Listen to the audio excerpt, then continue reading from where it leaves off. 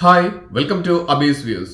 നമ്മൾ സാധാരണ ഗൂഗിളിലാണ് നമ്മൾ എല്ലാ കാര്യങ്ങളും സെർച്ച് ചെയ്യുന്നത്. ഗൂഗിളിൽ അല്ലെങ്കിൽ ഗൂഗിൾ ക്രോമിന്റെ ബ്രൗസറിൽ കയറിയിട്ടാണ് നമ്മൾ സെർച്ച് ചെയ്യുന്നത്. അപ്പോൾ അങ്ങനെ സെർച്ച് ചെയ്യുന്ന സമയത്ത് നമുക്ക് പല വിധത്തിലുള്ള നോട്ടിഫിക്കേഷൻസിന്റെ മെസ്സേജുകൾ വരിക അല്ലെങ്കിൽ പരസ്യങ്ങൾ വരിക, ഇങ്ങനത്തെ കുറേ ബുദ്ധിമുട്ടുകൾ നമുക്കുണ്ട്.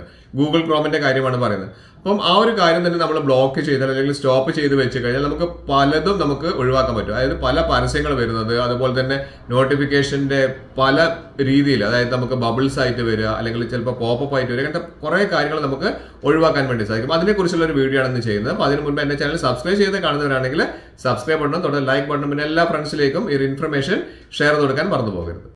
മൊബൈൽ ഓപ്പൺ ചെയ്തതിന് ശേഷം നമ്മുടെ ഫോണിലേക്ക് വരുന്ന അനാവശ്യ പരസ്യങ്ങൾ അല്ലെങ്കിൽ നമുക്ക് പോപ്പപ്പുകൾ കാര്യങ്ങളൊക്കെ വരുന്നുണ്ട് അല്ലെ, നോട്ടിഫിക്കേഷൻസ്, അതൊക്കെ നമുക്ക് എങ്ങനെയാണ് ഒരു പരിധി വരെ ഒഴിവാക്കുക എന്നുള്ളത് നമുക്ക് ഇവിടെ കാണിച്ചു തരാം. അതായത് നമ്മൾ സെറ്റിംഗ്സ് ഒന്ന് ഓപ്പൺ ചെയ്ത് കഴിഞ്ഞാൽ നമ്മൾ ആദ്യമായിട്ട് നമ്മൾ നോക്കേണ്ടത് നോട്ടിഫിക്കേഷന്റെ കാര്യത്തിൽ നമുക്ക് സെറ്റിംഗ്സിൽ ഇവിടെ കാണാൻ നോട്ടിഫിക്കേഷൻ എന്നുള്ളൊരു ഓപ്ഷൻ കാണാം. അതൊന്ന് ക്ലിക്ക് ചെയ്ത് കഴിഞ്ഞാൽ നമുക്ക് ഇവിടേക്ക് താഴേക്ക് വന്നു കഴിഞ്ഞാൽ കുറേ ഓപ്ഷൻസ് നമുക്കിവിടെ കാണിക്കുന്നുണ്ട്.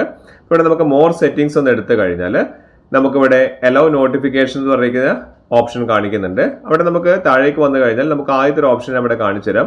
ഇവിടെ ബബിൾസ് എന്ന് പറയുന്ന ഓപ്ഷൻ ഉണ്ട്. അതായത് നമുക്ക് ചെറിയ ചെറിയ ബബിൾസ് ആയിട്ട് നമുക്ക് നോട്ടിഫിക്കേഷൻസ് ഒക്കെ വരുന്നത് നമുക്ക് അതവിടെ ഓഫ് ചെയ്ത് വെക്കാൻ വേണ്ടി സാധിക്കുന്നുണ്ട്. അതൊന്ന് എനേബിൾ ചെയ്ത് വെച്ച് കഴിഞ്ഞാൽ നമുക്ക് ഇതേപോലുള്ള കാര്യങ്ങൾ ബബിൾസ് ഒക്കെ നമുക്ക് ഒഴിവാക്കിയിട്ട് നമുക്ക് ഫോണിൽ കഴിയുന്നതും അനാവശ്യ പരസ്യങ്ങൾ, ബബിൾസ്, നോട്ടിഫിക്കേഷൻസ് ഒക്കെ ഒഴിവാക്കുന്ന കാര്യമാണ്.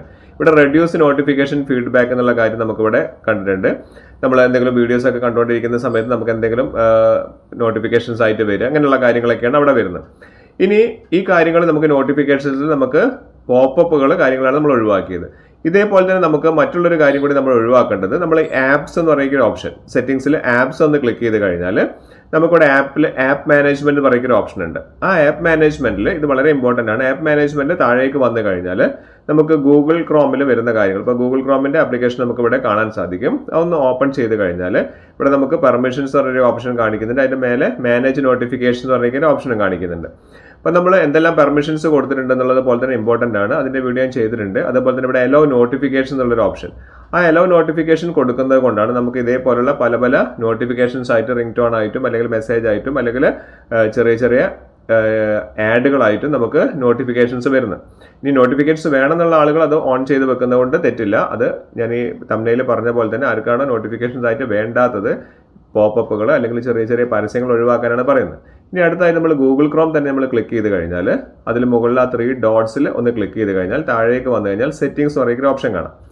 സെറ്റിംഗ്സ് ക്ലിക്ക് ചെയ്ത് കഴിഞ്ഞാൽ നമുക്ക് ഇവിടേക്ക് വന്നു കഴിഞ്ഞാൽ താഴേക്ക് വന്നു കഴിഞ്ഞാൽ നമുക്കിവിടെ ഏറ്റവും താഴെ ഇവിടെ സൈറ്റ് സെറ്റിംഗ്സ് പറയുന്ന ഓപ്ഷൻ കാണാം.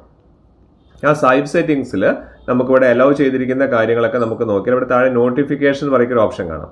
ആ നോട്ടിഫിക്കേഷൻ നമ്മൾ എനേബിൾ ആണോ ഡിസേബിൾ ആണോ എന്നുള്ളത് നോക്കി നോക്കുക. അവിടെ നമ്മൾ അലോ ചെയ്ത് വെച്ച് കഴിഞ്ഞാൽ എല്ലാ നോട്ടിഫിക്കേഷനും നമുക്ക് വന്നുകൊണ്ടിരിക്കും. അതാണ് പ്രധാനപ്പെട്ട ഒരു കാര്യം നമ്മൾ മനസ്സിലാക്കേണ്ടത്. അത് നമ്മൾ വേണ്ടാന്നുണ്ടെങ്കിൽ അനാവശ്യമായിട്ടുള്ള നോട്ടിഫിക്കേഷൻസും വരാതിരിക്കാൻ വേണ്ടിയിട്ട് നമുക്ക് അതൊന്ന് ബ്ലോക്ക് ചെയ്ത് വെക്കാൻ വേണ്ടി സാധിക്കും. അതുപോലെ തന്നെ നമുക്ക് അടുത്തൊരു ഓപ്ഷൻ കാണിച്ചു തരാം.